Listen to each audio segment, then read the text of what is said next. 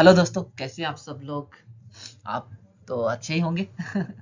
सो आज कई दिनों बाद हम मिल रहे हैं steps of the research process part 2 को लेके। मेरा नाम कमल है और मैंने यूजी नेट और गेट क्वालिफाई किया है, नेट जेआरएफ और गेट क्वालिफाई किया। ओके। सो मेरा जो टेलीग्राम चैनल है वो डियर डेस्टिनी जेआरएफ के नाम से, और जो हमारा चैनल है academy for UGC net, and always welcome that. So class start करते हैं पार्ट 2 की। फर्स्ट पार्ट में हमने पढ़ा था steps of the research process, उसके कुछ वर्ड्स पढ़े थे जैसे कि आइडेंटिफाई द प्रॉब्लम। पहला जब हम रिसर्च टॉपिक डिसाइड करते हैं, जब रिसर्च करना होता है तब सबसे पहले क्या करते हैं, टॉपिक डिसाइड करते हैं। Then define the research problem, उस प्रॉब्लम को डिफाइन करते हैं। देखते हैं कि हम एक पूरी बाउंड्री तय करते हैं कि स्पेसिफिक बनाते हैं। जैसे कि एग्जांपल देता हूं, अगर हमें इंडिया के वाटर वाटर इशू पर बात करनी है, अगर इंडिया की वाटर प्रॉब्लम पे बात करनी है, तो हम एक स्पेसिफिक एरिया में बात करेंगे। जैसे कि भाई सिंचाई, जो जल है, सिंचाई वाटर है जो जिसपे हम खेती बाड़ी करते हैं, जिससे वो जल उस पे हम बात करें और एक पर्टिकुलर एरिया में बात करें, तो पूरा एकदम से स्पेसिफाई किया जाएगा। तो define the research problem. Then literature review, उस जो लिटरेचर रिव्यू इसलिए किया जाता है क्योंकि जो प्रॉब्लम हमने ली है या टॉपिक जो हमने डिसाइड किया है उसके उसके बारे में जानने के लिए जनरली, और वो किसके पीछे क्या क्या चीजें, उस चीज टॉपिक को समझने के लिए और उसमें रिसर्च गैप देखने के लिए। ओके। इसके बाद डेवलप द रिसर्च ऑब्जेक्टिव, हमारे रिसर्च के उद्देश्य क्या है उसको जानने के लिए आज हम पढ़ने वाले हैं research design, formulate the hypothesis and carry out the sampling. और थर्ड चैप्टर में पढ़ेंगे data collection, data analysis and hypothesis testing, report writing and planning and finding the presenting the finding. Okay. तो ये हमारा है। अब चलिए करते हैं रिसर्च डिजाइन। देखिए, जो फिफ्थ पॉइंट है वो रिसर्च डिजाइन है।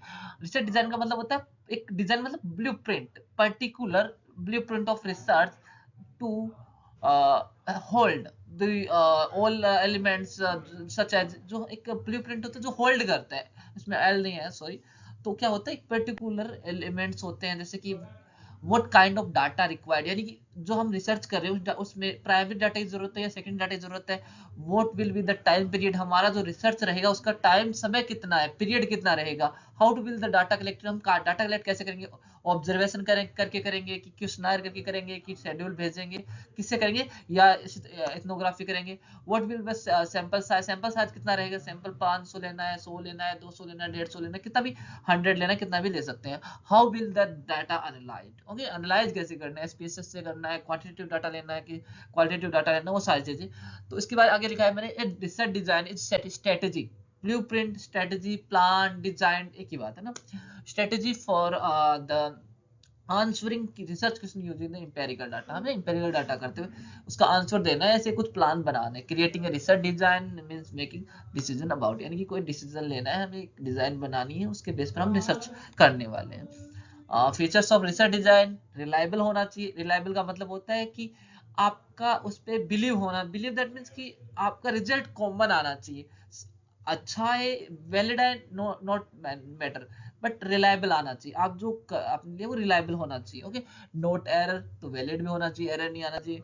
इन्फॉर्मेशन यील्ड, यानी कि इन्फॉर्मेशन देता है, हमारा जो रिसर्च डिजाइन है वो हमें इन्फॉर्मेशन प्रोवाइड करवाता है कि हमें कितना डाटा लेना है, कौन सा डाटा लेना है, कौन सी अप्रोच, यानी फ्लेक्सिबल होना चाहिए। ऐसा नहीं कि रिजिड, मैंने सोच पहले जो डिजाइन में तय किया था कि 500 डाटा लूंगा, बट मैंने जब स्टडी की तो मुझे पता चला कि नहीं, इतनी डाटा की जरूरत नहीं, हम हमारा 100 डाटा में भी काम, हमारा 100 सैंपल में भी काम चल जाएगा। टाइम स्पेसिफिक होना चाहिए, ऐसे नहीं कि मैंने सोचा कि मुझे रिसर्च करना और 5 6 साल 10 साल तक रिसर्च चल रहा है, तो ऐसा नहीं होना चाहिए। ओके।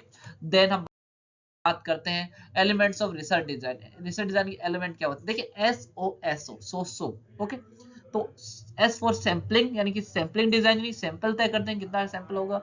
और फॉर ऑब्जर्वेशन की, ऑब्जर्वेशन कौन सा करेंगे, यानी कि पार्टिसिपेंट ऑब्जर्वेशन करेंगे, नॉन पार्टिसिपेंट ऑब्जर्वेशन करेंगे, कि ऑब्जर्वेशन की बात करते हैं ना, जैसे कि अप्रोचेज जो है, यानी क्वांटिटेटिव की क्वालिटी यूज करोगे। स्टैटिकल डिजाइन, यानी स्टैटिकल टूल कौन से यूज करोगे, आपके मेथड क्या होगी, ऑब्जर्वेशन मेथड करोगे कि आप डाटा कलेक्शन के लिए कौन सा, एनालिसिस के लिए कौन से टूल यूज करें, जैसे कि ऑब्जर्वेशन एक टूल है, इंटरव्यू मेथड एक टूल है, केस स्टडी एक टूल है, जैसे यूज क्या करें। तो उसके बाद जो होता है मेथड है, ये सब है ना, ये मेथड है ऑब्जर्वेशन, आपके case study, FGD, focus group discussion, है ना। और डाटा एनालिसिस जैसे SPSS हो गया, NVIVO हो गया, जो डाटा क्वांटिटेटिव डाटा के लिए काम आता है। इसके बाद ऑपरेशनल डिजाइन, यानी कि जो हमारा जो ऑपरेशन, हमने जाना है फील्ड में काम करना है, वो कितना टाइम लगेगा, टाइम एंड बजट कितना रहेगा, हमारे पैसे कितने हैं हमारे पास, एंड बजट कितना है। उसके बाद अप्रोचेज वगैरह देखते हैं इसमें, कुछ चीजें जैसे क्वालिटेटिव, क्वांटिटी और बहुत भी हो सकती है, मिक्स टाइप ऑफ डाटा होता है। इसके बाद कंसेप्चुअल रिसर्च, कॉन्सेप्चुअल जो फ्रेमवर्क वो भी यूज कर सकते हैं कि किसी भी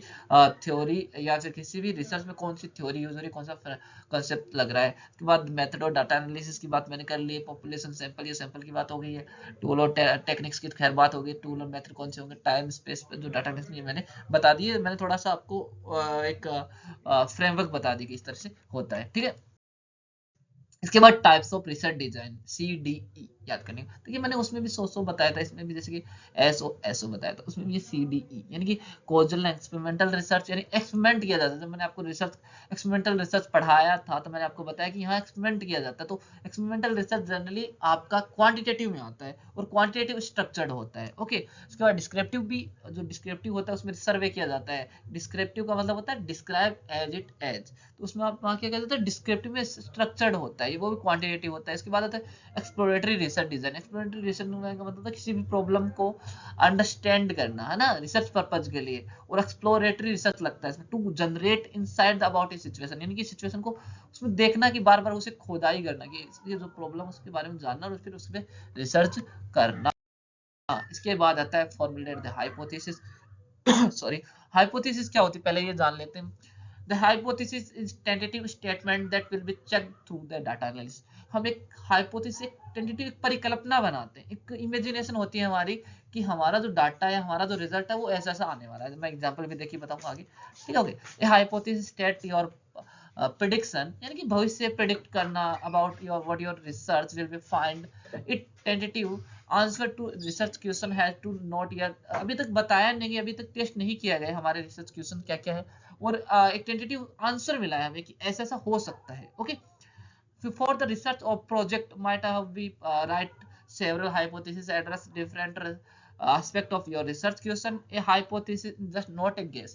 hypothesis guess नहीं होता, जैसे imagination नहीं होता कि हाँ ठीक है ऐसा ऐसा होता है, इसके अलावा भी बहुत ज्यादा होता है। It should be based on existing theories and knowledge, यानी कि आप ऐसा नहीं सोच सकते, जैसे कि मैंने एक थ्योरी हिस्टोरिकल रिसर्च किया कि आजकल जो एक हिस्टोरिकल मेमोरियल बन रहे हैं वो किस तरह के हैं, किसने बनाया होगा। तो एक थ्योरी, एक हिस्ट्री होती है, एक नॉलेज होता है कि हाँ मुगल काल में ऐसे ऐसे बना था, शाहजहां के काल में ताजमहल वगैरह ऐसा ऐसा मेमोरियल वगैरह बने थे, या बहुत सारे जो मुगल साहब उन्होंने ऐसा सब बनाया। तो वो एग्जिस्टिंग नॉलेज के बेस पे होगा, ऐसा नहीं कि मैं आके बोल दूं कि भाई ये नहीं नहीं, या तो अमेरिका के जो राष्ट्रपति है डोनाल्डो ट्रंप, उन्होंने वही बना के गए, तो ये पॉसिबल नहीं है। पॉसिबल होता है कि आपकी जो थ्योरीज है उससे रिलेटेड हो और आपकी एग्जिस्टिंग नॉलेज से रिलेटेड होना चाहिए, ओके।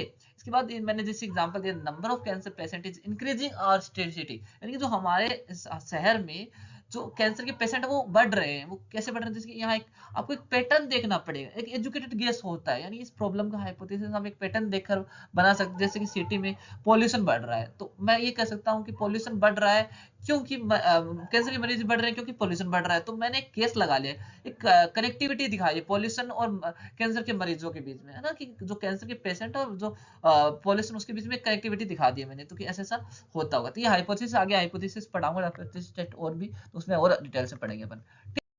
उसके बाद कैरी आउट द सैंपलिंग, जो सैंपल क्या होता है, सैंपल टोटल पॉपुलेशन को रिप्रेजेंट करता है। जैसे कि मैंने यहाँ पे लिख रखा है, जैसे देखिए देखिए यहाँ एक टोटल पॉपुलेशन, इसका एक सैंपल लिया आपने और part of sample, part of population है, और यही जो इसका जो रिजल्ट आएगा ना, इसका जो रिजल्ट, इसका मान लो रिजल्ट 1 आया है, इसका भी रिजल्ट क्या आएगा, 1 आएगा, ओके। ये हम मान के चलते हैं ना जो सैंपल, जैसे कि मैंने एक एग्जांपल लेके चलता हूँ। जैसे कि यहाँ पर एक सैंपल लिया, 1000 बच्चों का मैंने एक सैंपल लिया किसी गांव से, कि मतलब 1000 टोटल पॉपुलेशन है हमारे गांव की, हमारे गांव की टोटल बच्चों की कितनी पॉपुलेशन है, 1000, और उसमें से मैंने क्या किया, 100 बच्चों का सैंपल ले लिया, और उस पे मैंने एक्सपेरिमेंट किया कि मैंने क्या किया कि जो जो बच्चे ज्यादा टीवी देखते हैं, ठीक है ना, आप समझ जाइए, जो ज्यादा टीवी देखते हैं उनके मार्क्स कम आते हैं, ठीक है ना।